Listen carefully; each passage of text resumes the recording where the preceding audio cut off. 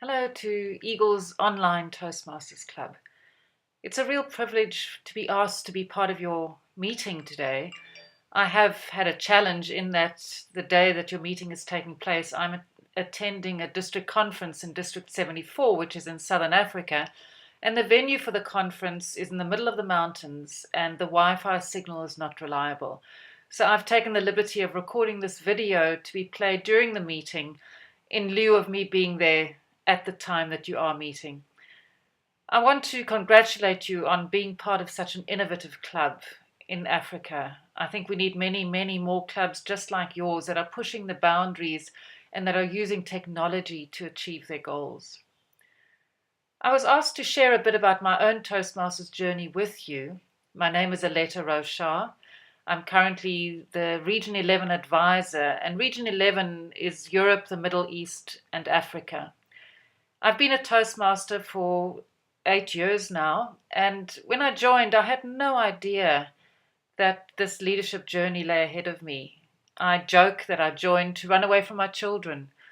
Had been a full-time mother for another number of years. I've got 3 beautiful children, and I wanted to do something that was just for me. And I'd always loved public speaking, and I had done quite a bit of that both as um, a student at school and in my career, but I had never even met somebody who was a Toastmaster. So I went into my very first meeting knowing very little.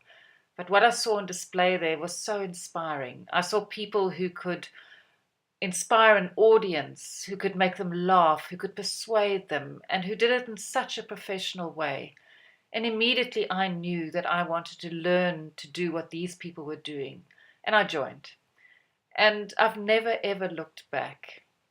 I am a distinguished Toastmaster, and the journey to becoming a distinguished Toastmaster is one that will teach you many, many skills. I think if I look back on my journey, it's obviously not just the speaking, not just doing the 40 speeches that you need to do to get there, but it's a journey of learning from each and every evaluation you get, from becoming involved in your club, from becoming involved beyond your club. And that is really where the learning takes place. I have a habit in life, and that is one of always raising my hand when someone asks for someone to volunteer for something. And sometimes that gets me into trouble because I do far more than I should. But that is where the reward lies, is giving of yourself. When you come into Toastmasters, you're thinking of just about what you can get out of the journey. But to grow as a leader, you have to learn to give. And it starts by being a timer at your club, volunteering for an evaluation, or perhaps running a table topic session. It then extends to learning how to run your club and be part of your committee. And the skills you learn there and the skills you learn as you learn to work as a team are skills that you take with you when you go to the workplace, when you try and get a new client, when you go back to your family, when you go to your place of worship. I have become a better mother, a better wife as a result of being a Toastmaster. And for me, the most surprising return on investment of my time and my money being a Toastmaster has been the ability to start running my own business. When I joined Toastmasters, I had no idea that there was something called a professional speech coach, but that is what I am now. And it's all as a direct result of being a Toastmaster. And as I started helping people and mentoring them through their first few speeches as part of a leadership assignment, people outside of the organization approached me and said, "Can you help me?" And that's how the journey started. So no matter where you are in your journey towards being a distinguished Toastmaster, I encourage you to find a mentor, to find out what the exact next step is, and to take that bold step and do something that's uncomfortable.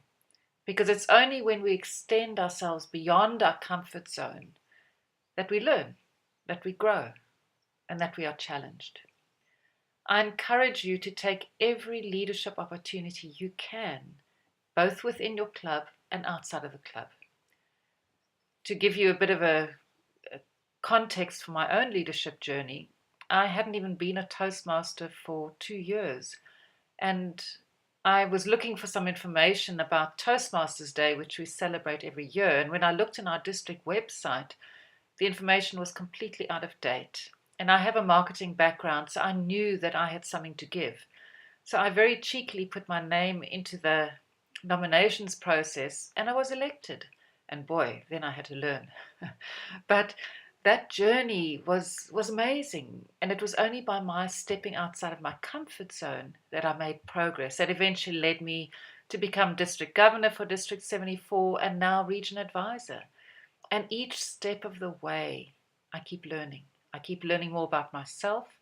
I keep learning more about working in a team. And those skills I've been able to monetize by starting my own business. So the journey is worth it. If I had to give you my top 3 tips, I would say the most powerful leadership tool that I have been able to access and develop is that of validation. In Toastmasters and in the rest of your life, everything that you need to do in conjunction with other people. And many, many times you have to work as part of a team. And I found the more I validated my team, the more the team dynamic became more positive, and the more people wanted to work with me.